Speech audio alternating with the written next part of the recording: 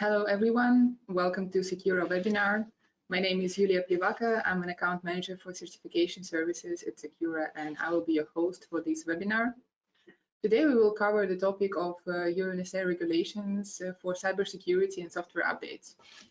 I would like to introduce our speaker for today, RXWin Venter, Group Manager Product and Manufacturers at Secura.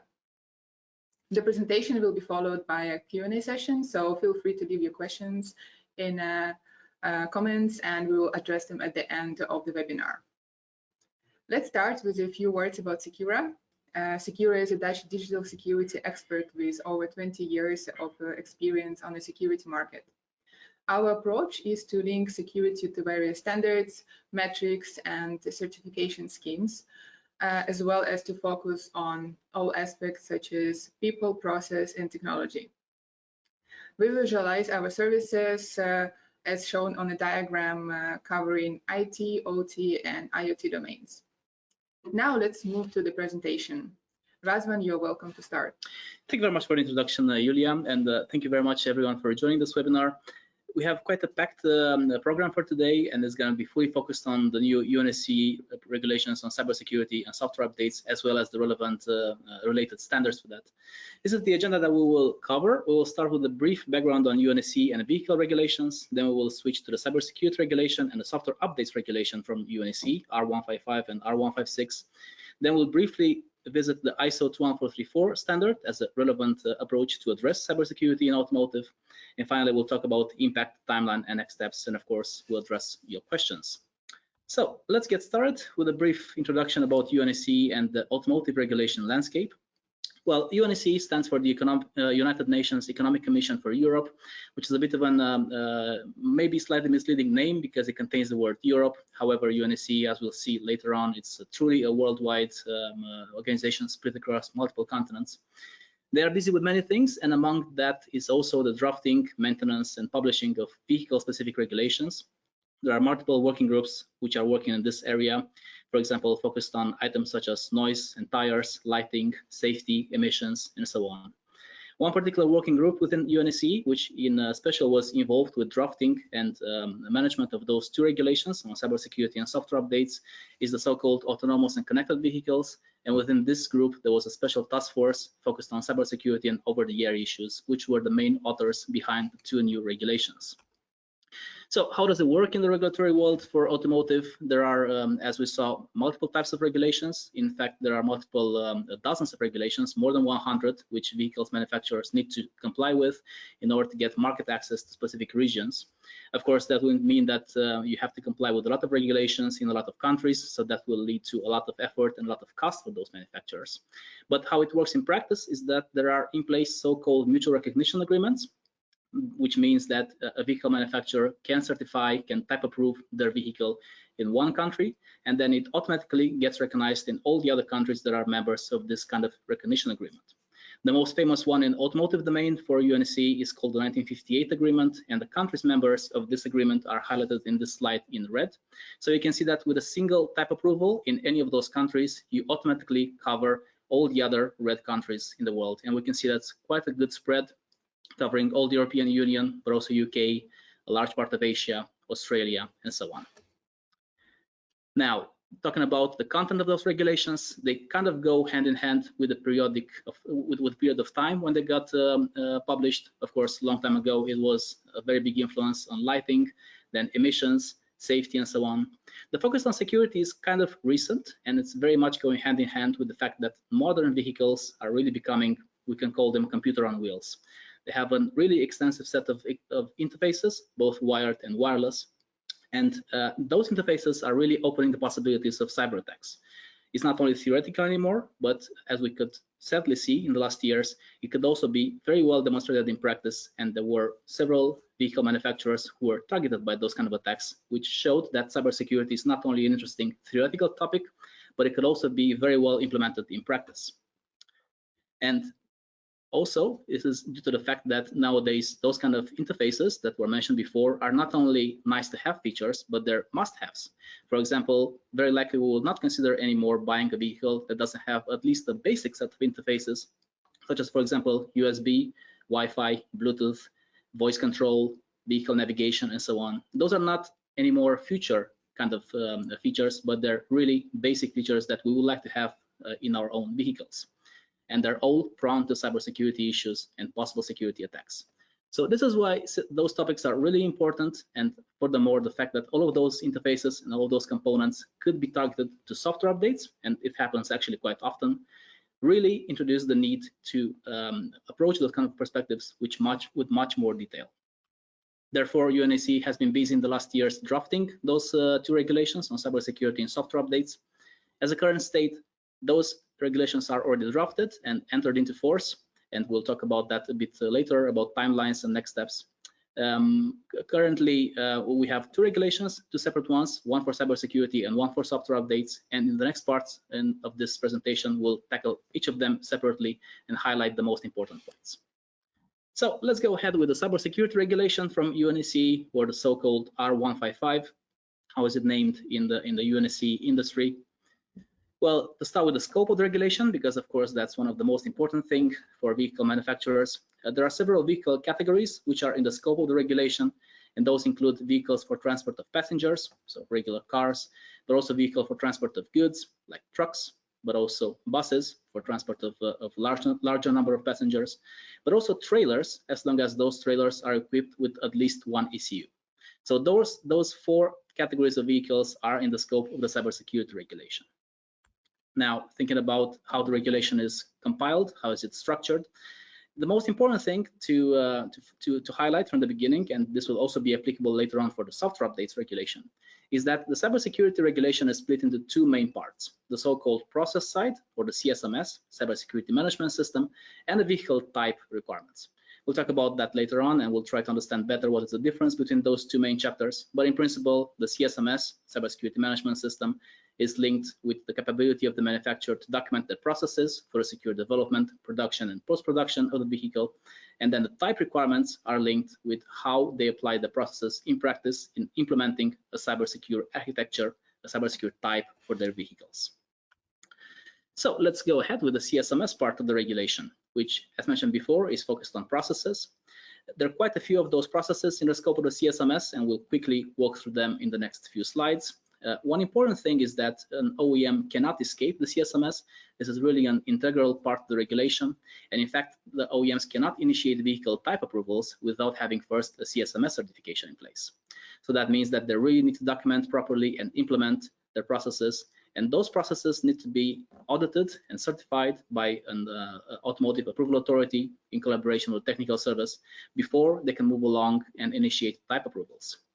Once the processes are audited and hopefully well certified, then the OEM will receive a certificate of compliance for the CSMS, which is valid for 3 years. And on top of this CSMS certificate of compliance, they can initiate as many type approvals as they wish, as long as they go in line with the approved set of processes. Talking about the types of processes which are in scope of the CSMS, there are quite a few, but they could be split into those four main categories, which are linked with security management processes, the whole suite of processes around risk assessment and management, then the way in which the OEMs can respond to security vulnerabilities or incidents, and also, of course, the dependency with the supply chain. So what we'll do is, over the next slides, quickly take all of those one by one and explain a bit more what you can find in those kind of processes. So starting with security management, this is the kind of process that is really linked to the way in which the OEM is managing their own set of cybersecurity policies and procedures. It also includes, of course, the awareness of higher management. So the fact that it's not only a single activity, a one-time activity, cybersecurity, but the higher management is aware of the importance and is committed to drive compliance with this regulation and with cybersecurity in general.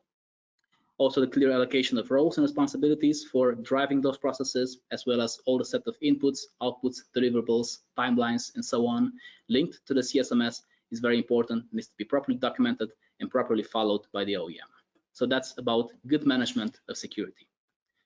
Then going more into the actual content part, we entered the part about risk management and risk assessment. And from this point of view, actually, the regulation is not so different compared with other risk management methodologies, like, for example, from ISO or from ISO 2144, as we'll see later on. There are a set of processes that are required, and those are linked with identification of relevant items for cybersecurity in the vehicle, but also in the backend side. Then identification of assets, rating of those assets in terms of likelihood and impact. Then also identification of threats to those assets. And finally, definition and rating of the security risks, which are applicable to those assets and to the relevant items. Once we have defined the security risks, then of course the risks need to be treated, mitigated, and this is where manufacturers, OEMs, need to put in place sufficient security controls to address and hopefully reduce the level of risk. The next chapter in the CSMS is dealing with response to incidents and vulnerabilities. This is, of course, a critical activity, a critical process, and especially relevant in the production and post-production phases. And why am I saying this? Is because in development, of course, whenever there's a new vulnerability or a new incident, there is plenty of room for the OEM to adapt their development processes and address the vulnerability before the vehicle hits the streets. But the moment when the vehicle is already in market distribution and already on the street, well, there needs to be a very clear process of how to deal with a new vulnerability, how to deal with a new incident, and basically making sure that the OEM has the capability to address this incident, this vulnerability, as quick as possible by either patching, software updates, recalls, and so on. So that's critical and needs to be taken into account in the regulation. Finally, supply chain interactions, of course, another critical aspect in the life of an OEM. An OEM, even though they produce vehicles, in fact, they are most of the times a large integrator of components and services, which they get from the supply chain. So from tier 1 or tier 2 manufacturers of components. Now, of course, the OEM cannot take full ownership of the way in which those components are defined and developed, because that is fully lying with the tier 1 and tier 2 suppliers. However, the OEMs need to take responsibility for the fact that the suppliers are sufficiently integrating risk assessment and security concepts into the development of those products or services. So therefore, the OEM needs to make sure that it has sufficient contractual agreements with the suppliers and that it collects a minimum set of requirements, especially linked to risk assessment, sufficient high-level design implementation, and also procedures for incident response and vulnerability response from the supply chain to ensure that whenever needed, they are in charge of the risks coming from the supply chain. So far, we talked about the CSMS part. Now let's quickly move to the vehicle type. In fact, the story is a bit simpler. If you have the processes well in place, then the vehicle type assessment is mostly about demonstrating to an approval authority or technical service that a vehicle is indeed built in line with the approved services, with the approved processes. So basically, if the process were about risk management, then you have to demonstrate that your vehicle architecture follows the process, clearly identify the risk, controls, has sufficient testing, has sufficient evidence, and so on. As long as that is in place, then the vehicle type requirements should be no issue. Regarding the categories of those requirements, we will not go this time through them one by one because they go pretty much hand in hand with the processes, and you can expect things such a demonstration of the way in which the risk assessment process is applied on the type, also demonstration of the implemented security controls and how are they designed, how are they tested, and how are they validated. Also definition of the critical elements, critical items in the vehicle architecture, and also evidence of what kind of testing was performed to validate that all of those items, all those critical controls have been addressed, have been implemented, and sufficiently well put in place in order to address the risks. All right, that was in a nutshell about the cybersecurity regulation from UNECE. Now, of course, we have a second one on the menu, which went pretty much hand in hand in terms of the development timelines from the UNECE task force, and that is the software updates regulation, or a so-called R156 regulation. And one of the interesting points about this software updates regulation is the fact that, as we'll see in the next slides, it goes very similar in the structure and in the main goals, like the cybersecurity one. Of course, the set of requirements is different, but we'll see that structure-wise, it's pretty similar in the way in which it is constructed with R155. First, let's start with the scope of the regulation. Here is one important difference. Regarding the scope, we again have vehicles for transport of passengers, such as cars, buses, and again we have vehicles for transport of goods, such as trucks. We again have trailers, but on top of it, we also have agricultural vehicles and trailers. So there's one more category in the scope of this regulation compared with the regulation on cybersecurity.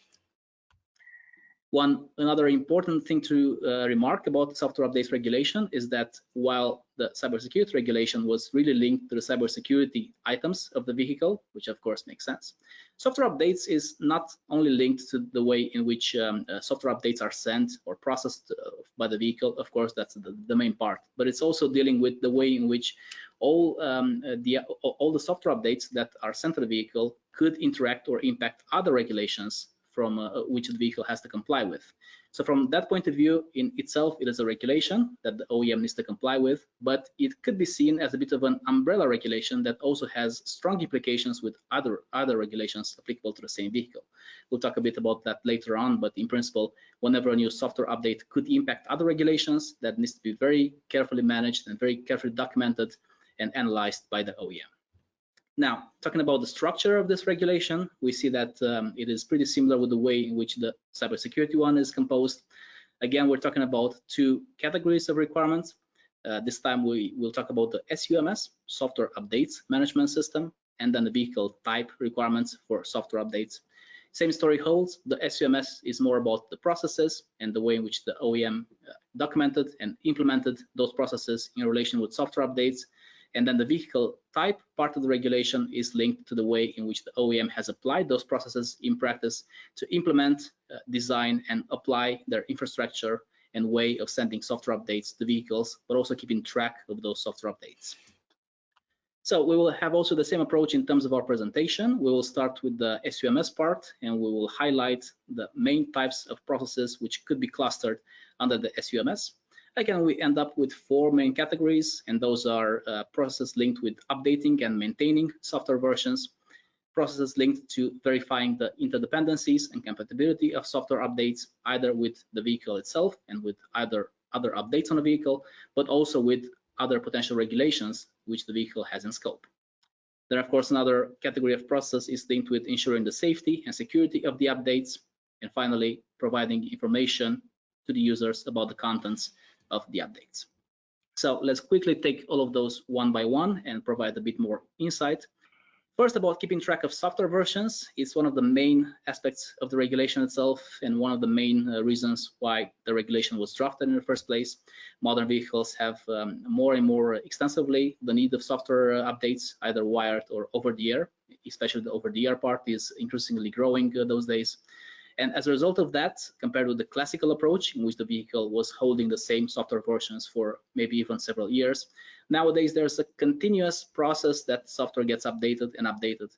And it's extremely important for the OEM to stay in control and to manage all those software versions. So to always know what software is running on their vehicles, what software should be running, when an update is needed, and so on.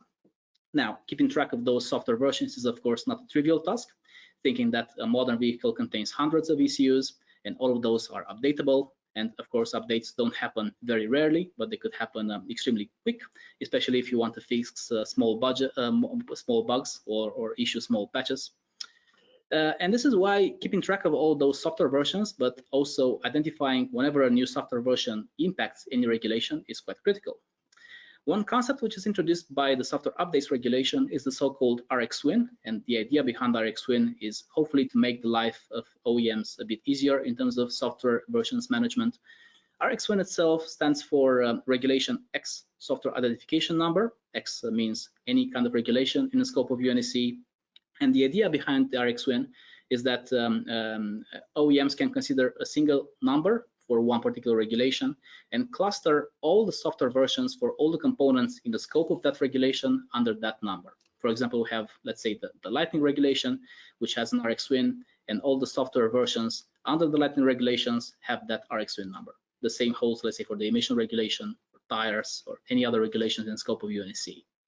Now, whenever there's a new software update that could impact that regulation, then the OEMs can update the RXWin, and whenever a new software update which is in scope of one of the components linked to those regulations doesn't impact, however, the regulation, maybe it's a simple bug fix or a very, very simple update, then they don't need to update the RXWin.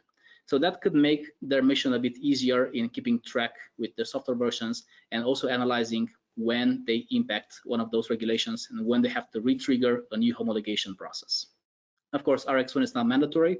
and the OEMs are also allowed to use other approaches to keep track of software versions, but it is expected that RXWin will make their mission a bit easier in that aspect.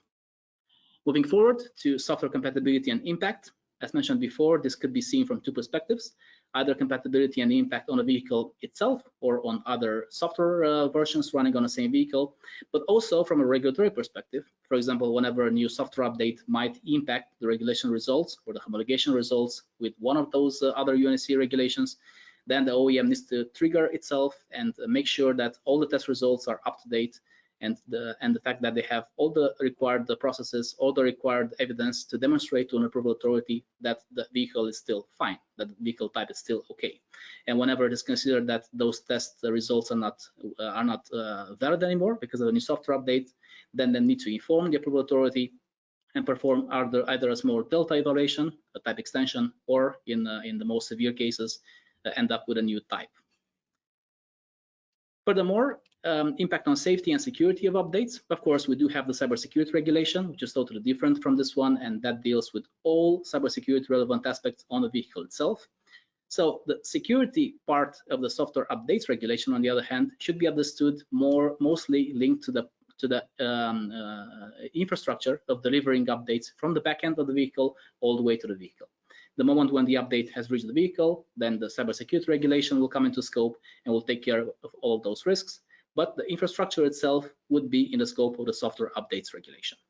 So basically what that means is that OEMs should be in control and should have a process to ensure that the way in which they perform updates, either through a wired infrastructure or over the air, is secure enough such that malicious hackers cannot intercept that update, deny it, or even worse, maybe modify it to send a malicious update to the vehicle itself. Then informing the users about the updates, of course, very important, especially now that we're having more and more updates, and updates are not anymore performed only in the workshop, but they can be performed by the users, by the drivers of the vehicles themselves.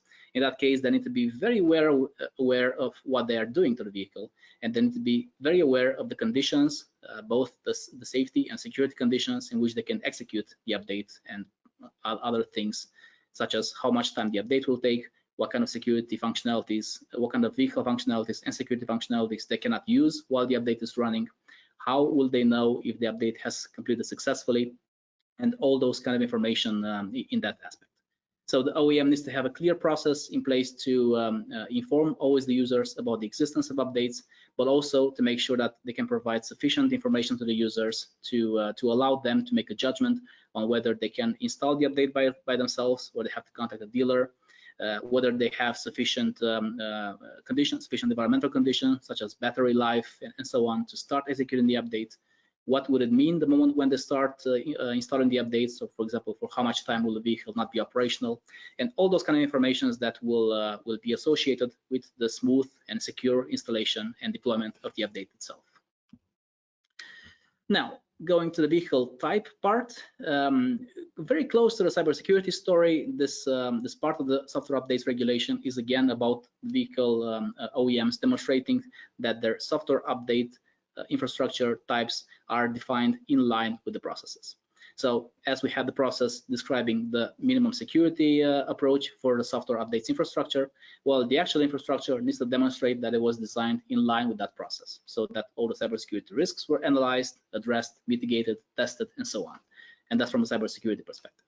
Then, of course, as we had the process to make sure that all the software versions are kept smooth in line with all the regulations and other components and in relation with themselves, well, they need to demonstrate in practice that this is indeed how they tackle it. So, for example, by demonstrating their database of keeping track of software versions mapped per regulations, mapped per vehicles. Not always a smooth task, but they need to demonstrate that the way in which they actually design types is in line with the processes. In terms of the main areas of vehicle type assessment, we have identified 4 versions on the vehicles, requirements linked to protection of the actual security aspects of the software updates infrastructure for both wireless and wired infrastructures, safety of updates, and in particular for over-the-air updates, as over-the-air updates are most likely to be performed by the users themselves without the actual involvement of the workshop. So therefore, the safe execution, safe installation, and running of those updates is extremely critical and needs to be demonstrated by the OEM. And finally, sufficient way in which the users can get information about the contents and about the changes that will be implemented to the vehicle as a result of installing a particular software update.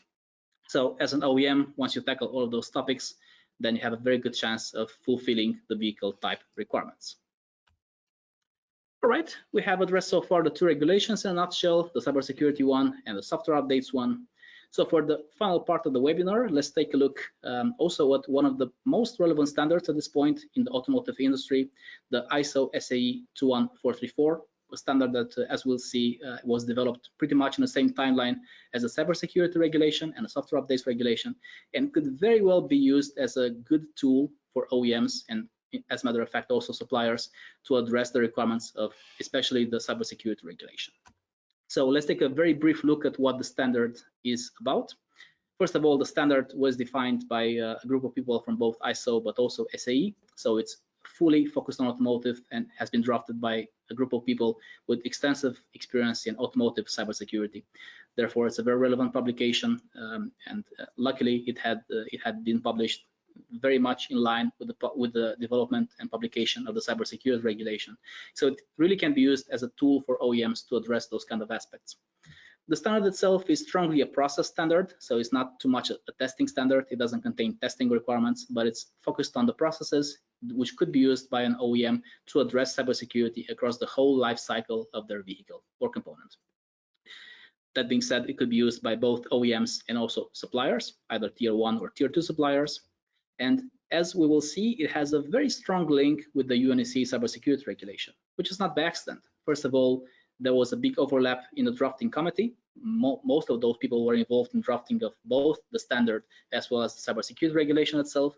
And second, the standard itself was intended to be a strong tool to allow OEMs, but also suppliers, understand better the requirements of the regulation and also get more support, more practical support in the sense of what actually they have to do, what actually they have to draft to become compliant with the regulation. But more about that later. First of all, if we take a look at the red box here on the slide, we see a brief structure of the standard, a brief, let's say, table of contents. And we notice that many of those topics we have already heard about in the first part of the webinar when we're talking about the contents of the cybersecurity regulation.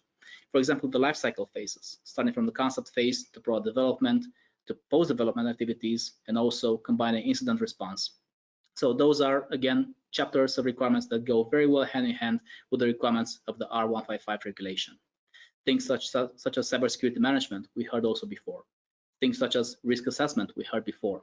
So long story short, the 2144 can really be used and can really be mapped to the requirements of the cybersecurity regulation, therefore providing a strong reference to address this regulation in a more practical way. Furthermore, the standard itself addresses quite a broad range of processes. We couldn't fit them all on one slide, and that was another intent.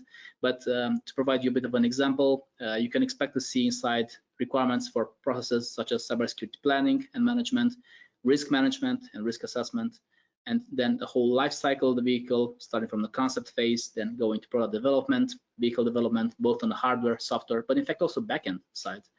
Testing and validation, production, and also things such as maintenance after production, and all the way to the decommissioning phase. So all of those you can find within ISO 2144, of course, in much more detail. And linked to that, one of the things that are extremely helpful and useful about the standard is that the processes are not only enumerated, but the readers of the standard get very much in-depth information about how to implement those processes and also what kind of work products they can implement in order to demonstrate that the processes are conformant and are as expected. The standard defines a clear and detailed list of deliverables, work products for each of those processes. This slide provides only a few examples. We will not go over them, but just to highlight the fact that all processes come with clear deliverables that the OEMs can follow in order to make sure that they have implemented sufficient evidence to support their processes. And of course, all of those evidences can be later on used towards an approval authority in demonstrating that the processes are sufficiently implemented in the context of the cybersecurity regulation. So very helpful tool in order to allow a better understanding of those cybersecurity regulation and a more practical view on what actually needs to be drafted, what needs to be implemented in order to demonstrate compliance with those requirements. Of course, how it will help also the supply chain, because so far in our presentation, we talked a lot about OEMs, so vehicle manufacturers, as being in the scope of the regulation itself, of the R155 regulation. And also we talked about vehicle manufacturers using the ISO 2144 standard to implement those processes. But ISO 2144 will also be a very important tool for the supply chain, for tier 1 and even tier 2 suppliers. So, because in practice, as we heard before, the OEMs will for cybersecurity processes and evidence that will come from the supply chain. The OEMs are responsible to make sure that the supply chain providers are giving them sufficient input, sufficient evidence, and sufficient assurance that they have developed their products, but also services such as cloud, backend, and so on, with sufficient cybersecurity principles in mind in order to meet the requirements of the regulation. If those are not met, then the supplier will not be impacted, but the OEM will be impacted because they will not be able to smoothly pass the type approval in the first instance. So of course, a critical thing is to make sure that the OEM is smoothly aligned with the supply chain. And how can that alignment be made? Of course, the supply chain is not mandated to follow ISO 2144. The regulation doesn't point towards that. It's purely a voluntary standard.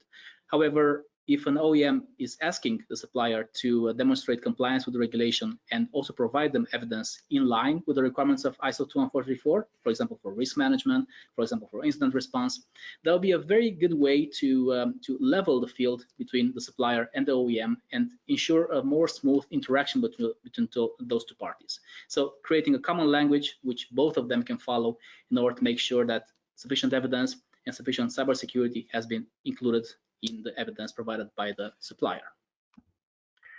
Now, let's conclude our session with a couple of pointers towards lessons learned from already discussing with several OEMs about this regulation, impact of the regulation, and also timeline and potential next steps that OEMs and suppliers can take into consideration. First of all, potential impact of those two regulations on vehicle manufacturers, on OEMs, and we have concluded those several bullet points from our practical experience with working with OEMs. Secura itself has been involved in the pilot phase of the UNECE R155 and R156 regulations, in which several OEMs were selected to demonstrate the way in which the requirements can be applied in practice. And we definitely have learned a lot of interesting things from that pilot phase, which we constantly apply in our way of working. And one of the most interesting things that we have noticed is that many manufacturers, many OEMs are impacted in a different way, which is interesting to see. But on the other hand, it does make sense because the way in which they are impacted fully depends on aspects such as how aware they are of the regulation requirements. Of course, the more aware you are, the more trained you are, the better you can understand and the quicker you can act. Also, the size and complexity of the processes. With smaller OEMs, it might be a bit easier to manage their CSMS or SUMS, but the moment when you talk about a multinational vehicle manufacturer, maybe split across multiple countries or split across multiple continents even, is of course much more broad, the scope of the CSMS, and of course, relatively more challenging to implement a good management system.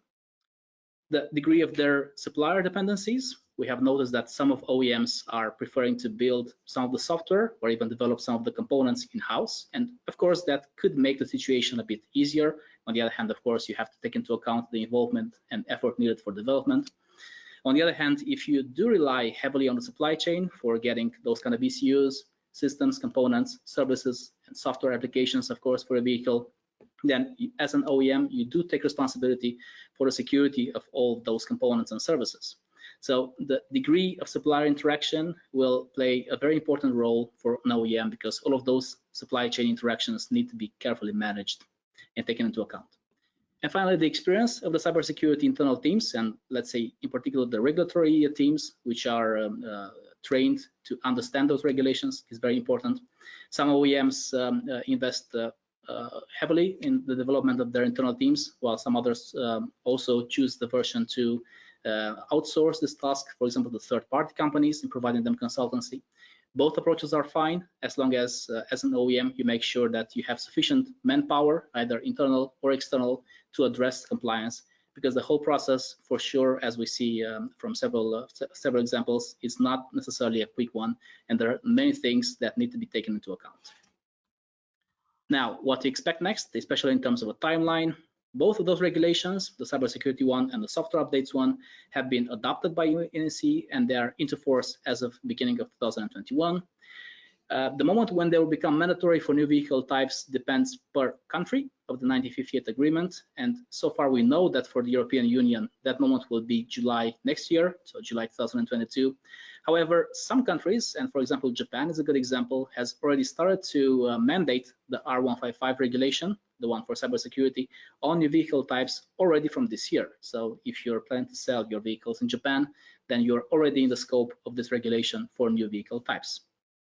One important other remark is that UNECE, besides drafting the regulations, has also drafted support documents, so-called interpretation documents, to help the OEMs understand better the essence of the requirements, but also provide some examples of what kind of evidence needs to be provided to demonstrate that all of those requirements have been properly taken into account and sufficient evidence has been compiled in preparation for an approval authority audit on that OEM.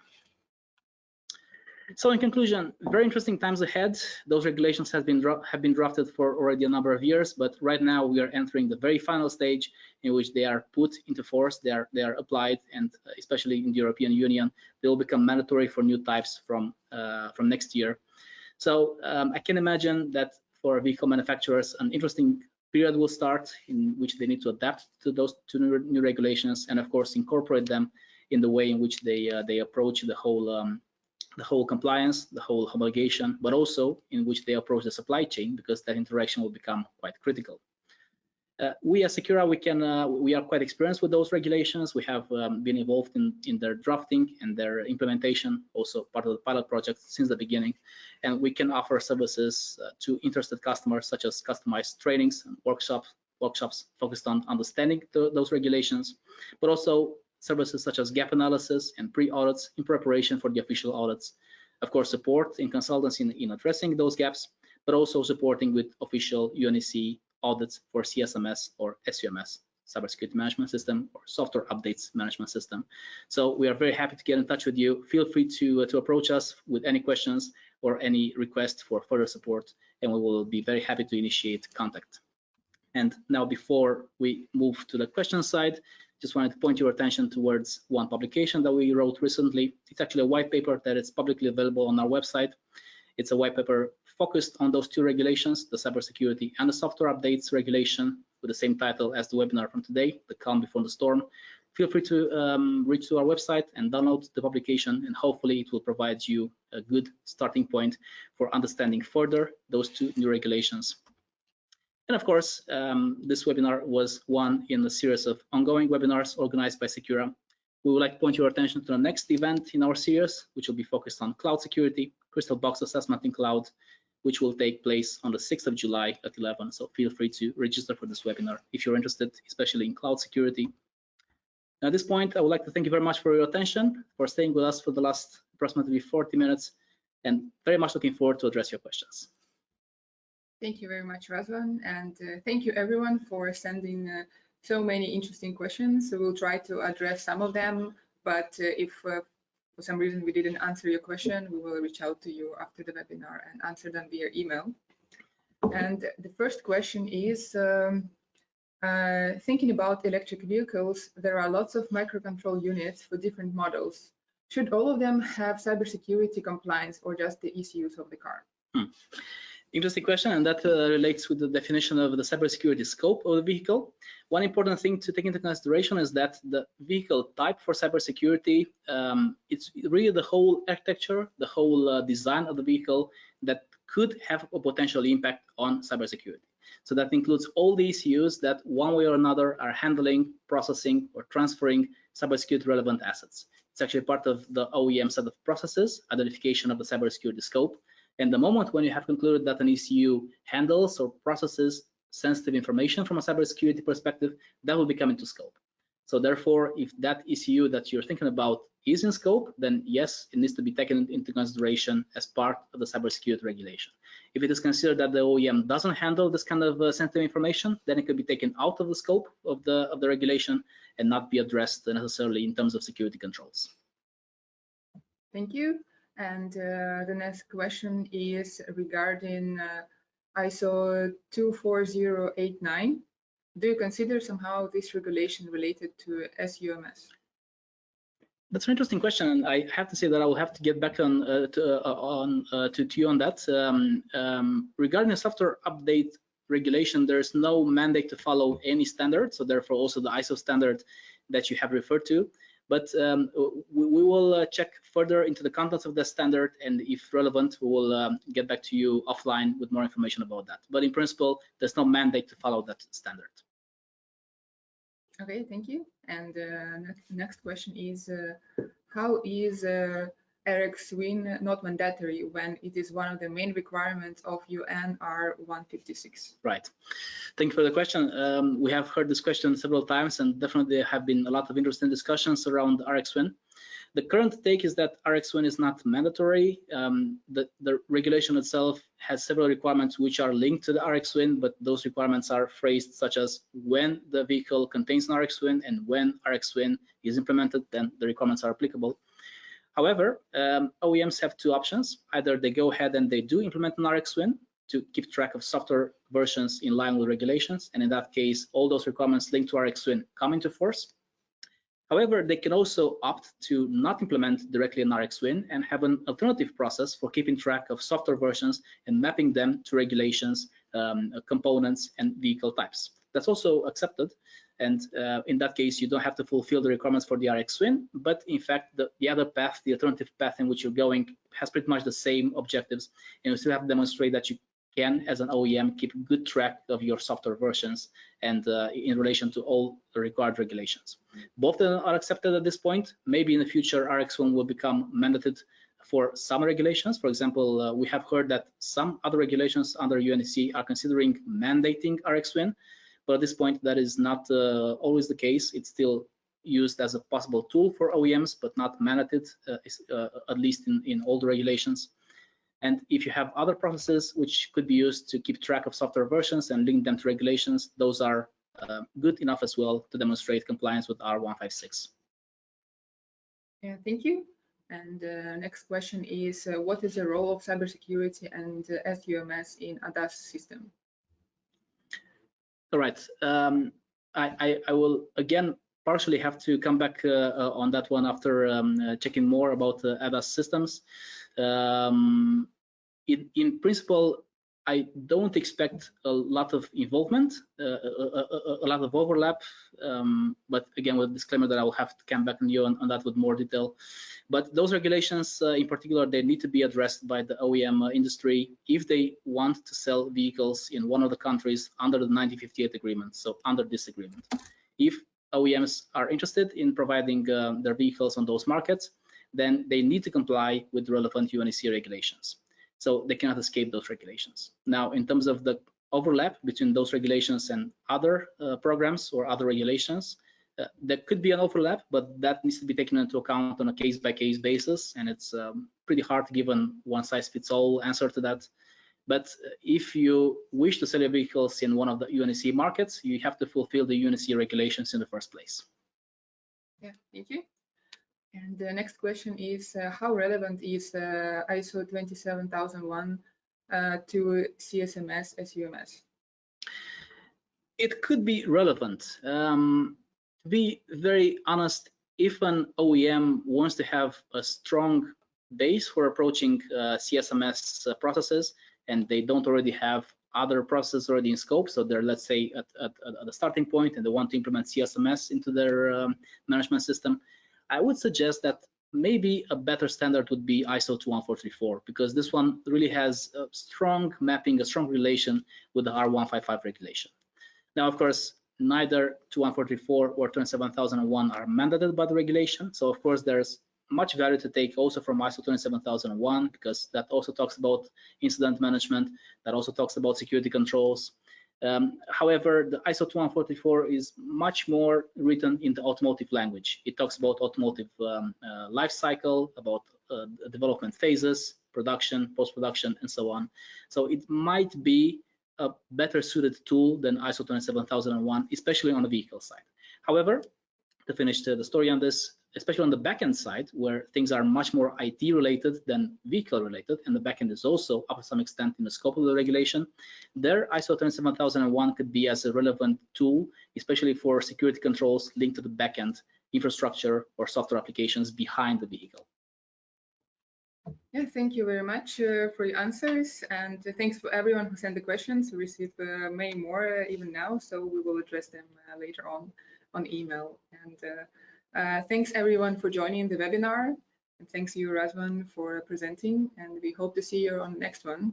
And if you have a few minutes of time, please feel free to fill out our survey that will be prompt after the webinar is finished. Thank you very much, Julia, for moderating, and thanks again, everyone, for joining this webinar. I hope you found it interesting. Looking forward to get further in touch with you if you have more questions about automotive cybersecurity and regulations in particular, and looking forward to get back in touch with you on our next events in the SecurA program. Thank you. Thank you. Goodbye, everyone.